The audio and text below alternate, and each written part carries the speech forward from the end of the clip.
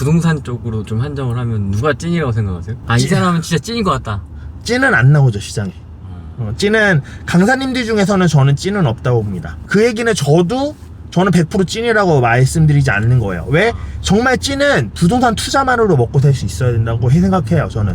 우리가 찐이라고 얘기하는 건 그 분야에서 그 방식만으로 먹고 살아야지 저는 찐이라고 생각을 합니다. 저는 제가 만약에 너는 부동산 강사로서 찐이야 라고 하면 저는 부동산 강사로서는 찐이라고 생각합니다. 왜냐면 강의 가르칠 만큼 부동산 콘텐츠에 대해서 저는 이해하고 알고 있다고 생각을 하고요. 또 강의를 어느 정도는 잘 셀링할 수 있을 만큼 마케팅 능력도 있다고 저는 생각을 합니다. 그래서 저한테 부동산 강사로서 너는 찐이야 라고 물어보면 나는 찐이야 라고 저는 대답할 수 있을 것 같아요. 근데 부동산 투자자로서 전업 투자자로서 찐이야 라고 물어보면 아니 그건 아니야 라고 저는 대답할 것 같습니다. 그래서 찐이신 분들은 제가 1월달에 저희 플랫폼에서 특강 주최했던 분이 계신데 행복한 백수님이라고 그분이 이제 600채 넘게 사고 팔았던 분이시거든요. 그리고 그분은 정말 이제 부동산 거래할 때는 시간이 없어서 강의 못한다 라고 얘기하셨던 분이에요. 근데 결론적으로 그분의 지금 결과는 사실 그렇게 좋지는 않았거든요. 근데 그럼에도 그분이 찐이라고 하는 건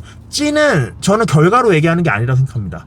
돈을 많이 벌었냐는 사실 그 대기업은 부동산 투자 못해요. 근데 강의 잘 팔았잖아요. 돈은 그들이 훨씬 많아요. 돈 엄청 많이 벌었어요. 걔 웬만한 그 대기업은 웬만큼 부동산 투자 잘한 사람들보다 훨씬 돈 많이 벌었어요, 강의만으로. 그럼 돈을 많이 벌었냐만으로 이 사람이 찐이냐 아니냐를 따질 수는 없는 거라고 보고, 그러면 경험이나 실제로 실력이 있는가가 저는 찐이라고 생각을 하는데, 그 600채 넘게 투자하신 분은 그 얘기 들어보시면 아시겠지만 이분은 다음 사이클 오면 무조건 지금 번 것보다 더 벌어서 엑시트 하시겠구나 라는 느낌이 오거든요. 왜냐면 그만큼의 경험치가 있고 왜 본인이 실패하셨는지도 다 복귀하셨고 지금 망한 상황을 어떻게 정리하는지도 다 경험하고 있어요. 그 망한 상황을 스스로 정리하고 계시단 말이에요. 어떻게든. 그럼 그런 경험치들이 있는 분들이 저는 진짜 찐이라고 생각을 하기 때문에 사실 저도 강의로 이렇게 얼굴을 내비치신 분들이 아닌 이상은 만날 수 있는 커넥션이 별로 없기 때문에 제가 봤을 때 진짜 찐분들은 이제 그 행복한 백수님 그리고 가끔 후랭이 TV에 나오는 루블님도 강의 거의 안 하시죠?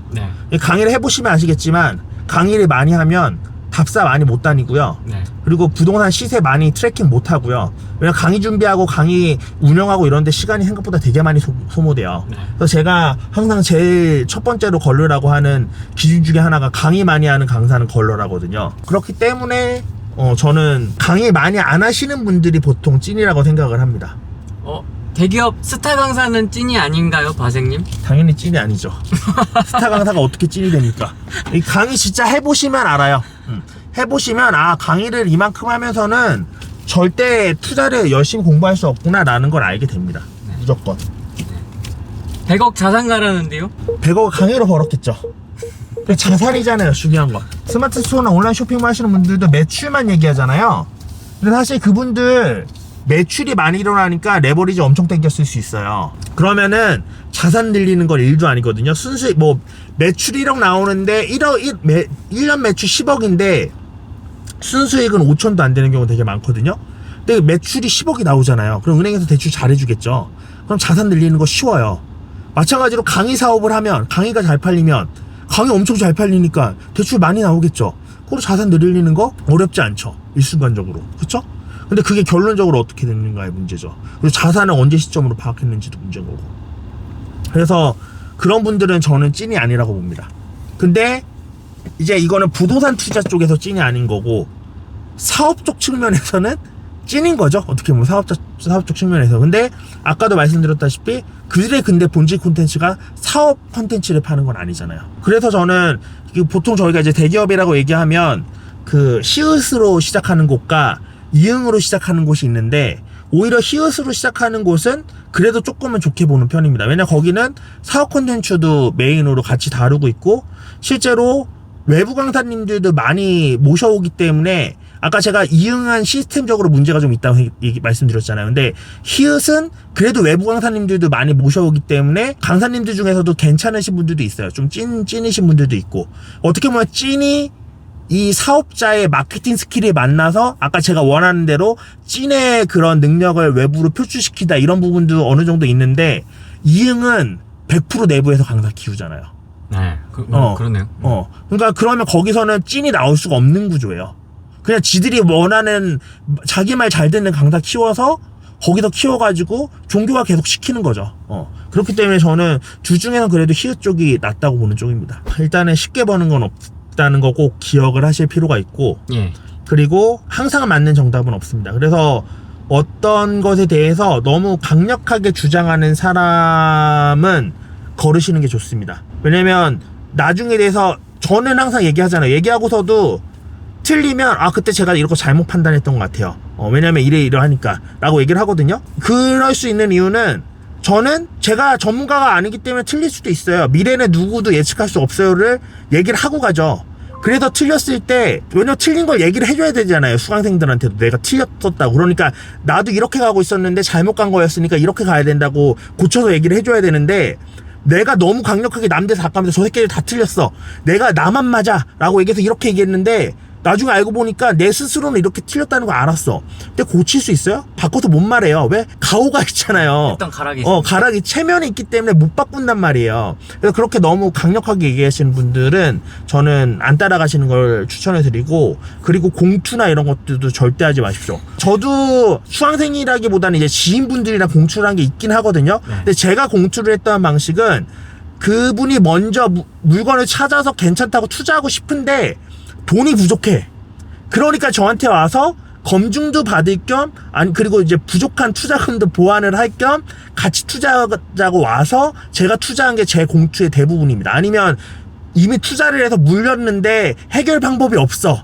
그래서 돈이 없으면 이거 정말 큰 돈을 날려야 돼. 그래서 그거 도와드리려고 제 돈을 묶어드려서, 그러니까 어떻게 보면 투자가 아니라 말 그대로 그냥 이거 그래도 뭐 좀 몇 년 묵히면 나쁘진 않을 것 같으니까, 손해보진 않을 것 같으니까 그분 상황이 안 좋아서 도와드리려고 공투 형식으로 제가 제 돈을 집어넣어드린 것들이 제가 한 공투지. 그러면 이거 영상 보고 막 찾아오는 거 아니야? 내 거에다가 이제 돈 없습니다. 이제 돈 없습니다. 그런 게 제가 했던 공투지, 저는 제가 먼저 물건을 찍어놓고 이거 저 들어가고 싶은데 돈이 모자란데 같이 공투하실 분 이렇게 모집한 적은 한 번도 없어요. 왜냐면 공모펀드 하듯이 막 그러진 않잖아요. 내 규모에 맞는 투자를 해야 돼요. 내가 그거를 혼자서 감당할 수 없는데 그 투자를 왜 해요? 그럼 하지 말아야지. 작은 거부터 해서 내가 그 규모의 투자를 감당할 수 있는 수준이 돼서 그 투자는 혼자 하는 겁니다.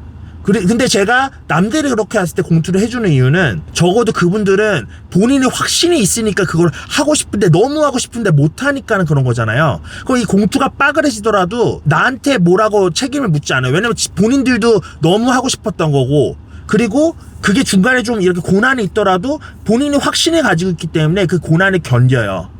근데 제가 추천해준 건 저는 확신이 있을지 몰라도 그들은 확신이 없잖아요. 그 중간에 부침이 있을 때 바닥 믿고 투자했다가 진짜 완전 짜증나 죽겠네 이런 식으로 하면서 투자가 제대로 성공적으로 끝날 수가 없습니다. 그렇기 때문에 저는 그런 식으로 투자를 안 하는 거예요. 그래서 저는 제가 공투했던 것 중에 문제 생긴 것도 하나도 없고, 물론 이제 못 파는 거가 문제라면 아까 도와줬던 거는 이제는 못 파는 물건인 줄 알고 도와드린 거니까 그런 것들은 있지만, 그 같이 하셨던 분이랑 뭐 문제가 생겼다거나 서로 얼굴 붉힌다거나 이런 물건도 하나도 없거든요. 제가 했던 공투가 다 성공했냐라고 했을 때 그렇지 않아요. 제가 했던 공투 중에서도 실패한 것들도 있는데 다 끝날 때는 서로 좋게 끝났어요. 웃으면서. 왜?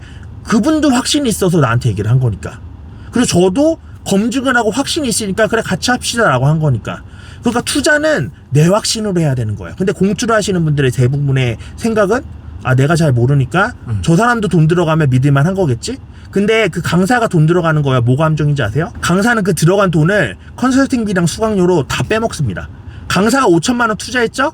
그럼 그 사람은 그 물건 추천해주는 강의로 1억을 번 거예요. 그 중에서 5천만 원을 걷다 투자한 거예요. 그럼 그 사람 5천만 원 남잖아요. 그럼 사실 강사가 같이 투자한 것 같아 보이지만 그들은 손해볼 게 아무것도 없는 게임인 겁니다. 그래서 강사가 공투한다고 해서 믿을 만한 물건이 절대 아닙니다. 자기 판단으로 하셔야 돼요. 그래서 제가 아까 종교식 강의적인 그 시스템도 안 좋다고 말씀을 드린 겁니다. 그래서 그 정도만 조심하셔도 사실 웬만한 건 피해갈 수 있다고 생각을 합니다. 보통 강사가 좋았다고 하면서 자기도 들어간다 그러면 들어가잖아요. 그렇죠. 예. 그리고 강사 이미지 보고 선택하지 마세요. 마지막으로.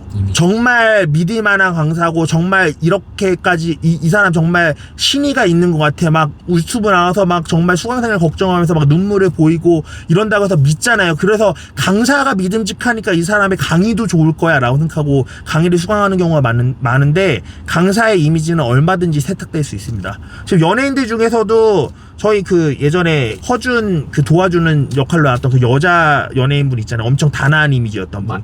마약인가요? 그분도 마약으로 문제가 됐었죠. 그분이 마약할 줄 누가 알았어요. 이미지만 봤을 때는. 그쵸? 다 그런 겁니다. 강사도 똑같은 시장이에요.